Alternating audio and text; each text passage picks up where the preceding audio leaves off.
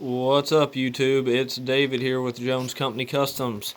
Finally back online. It's been a week or two since my last video. I've been super busy, and I haven't really had time even to mess around with this machine much, but I am tonight, and here we are.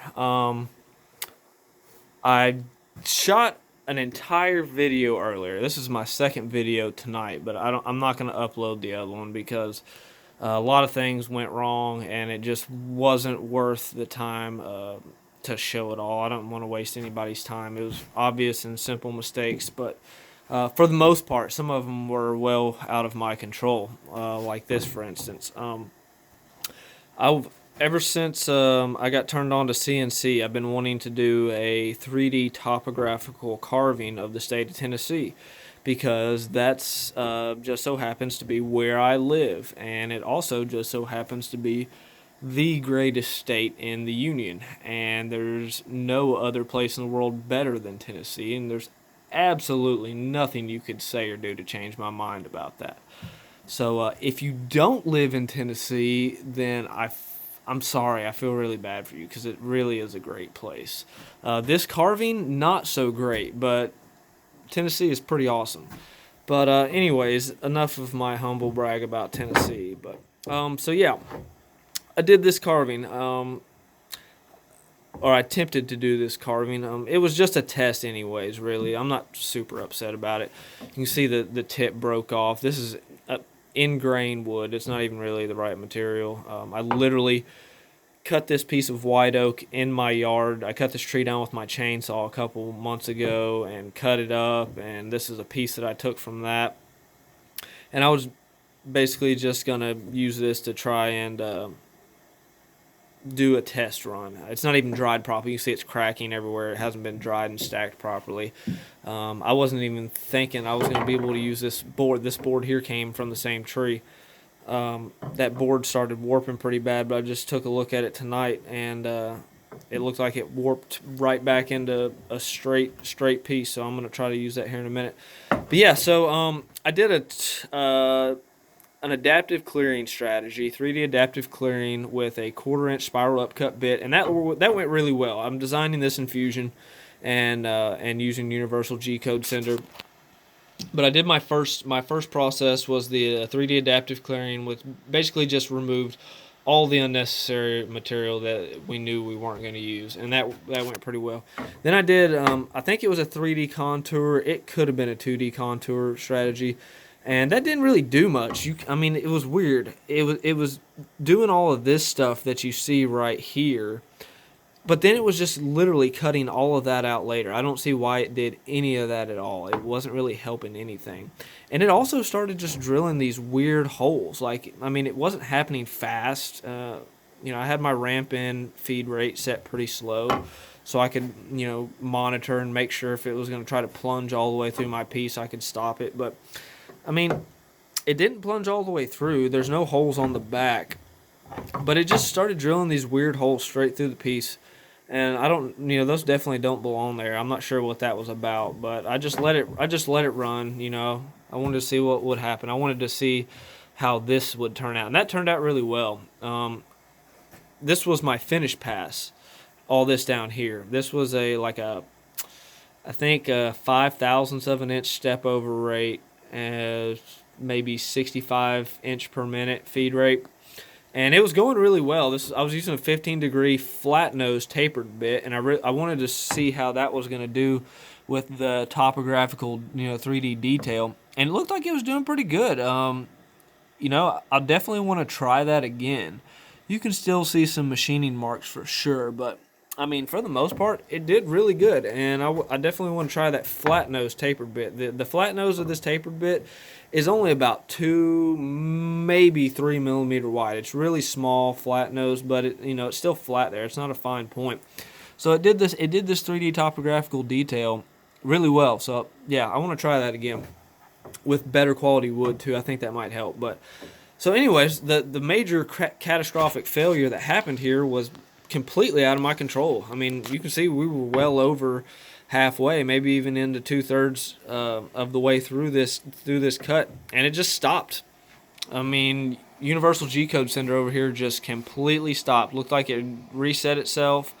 Everything over here was normal. It was ready to play again. I don't know what happened. I guess just universal G-code being stupid. But I looked down here where it kind of shows you the codes that it's going through, and there was no error codes, nothing obvious like that. So I'm not sure what happened, other than just universal G-code sender being lame. Because I've heard of this other people having the same issue when you're running into like a lot of lines, pretty heavy G-code files where you're running a lot of lines of code. Universal G-code sender just doesn't seem to like that very much. And when you're doing, super fine detail, these 3D topographical carvings like this, they can definitely reach over 1 million lines of code. So, I just don't think it likes that. Other people I've seen in forums and threads have mentioned that Universal G-code sender just does not like to run those kind of processes from start to finish. So I guess I'm either going to have to find a workaround or possibly, just upgrade my entire control box. I'm very seriously considering that at some point. I've used Mach 3 before. I wouldn't say I'm proficient or super familiar with it, but I have used it and I do like it way better. It's professional software, it's reliable, it's stable, and it can handle that kind of, heavy code files that have a lot of lines of code. But, the Arduino board with this MillRight Mega V is not compatible with Mach 3, so that would require buying a whole new breakout board and kind of doing some work in the control box, which is not super crazy, but I've seen other people that have already done that from the start. This one guy in a Facebook group, did that right off the bat, didn't even fire up the control box that came with MillRight and just built his own from scratch with those Mach 3 capable, which is not a bad idea. But anyways, like I said, enough talking about this. It was a test. I'm not worried about that. We are going to carve something here tonight, and we're going to do it with some cheap Chinese bits. I got my 1/8 inch collet in here. We're going to try these 1/8 inch spiral upcut bits. I used one once just a little bit ago on that Tennessee carving. It was actually the bit I was using for that wonky 2 or 3D contour, second stage in my process for that, but it seemed like it was doing okay, so I'm going to use it here. And I know a lot of people have been wanting to see this thing in action, so a lot of commenters on my channel here have been wanting to see this thing go, and I've been super busy lately. I haven't even gotten my laser hooked up on this thing. I got the laser kit with this machine, and I haven't even hooked it up yet. I'm mainly just trying to figure out the quirks and how this thing wants to act before I jump into laser, but probably going to be doing that here real soon. But without further ado, we're going to try to get something carved here. Like I said, 1/8 inch spiral upcut, cheap Chinese bit. I'm not pushing these things too hard. I do want to... this pack of bits was like... came with 10 of them, and it was like 12 to 15 bucks on Amazon. They were super cheap. So, I don't really care if I break them. I'm not going to try to push them too hard tonight because I want to get a successful piece carved, but I definitely am going to kind of start trying to dial things in and push the limits and see where the breaking points of these cheap bits are. So, but yeah, let's see what this thing will do, and hopefully we can get a successful cut. So I'm going to put that right there, and we're going to hit go, and hopefully everything goes okay. We will see.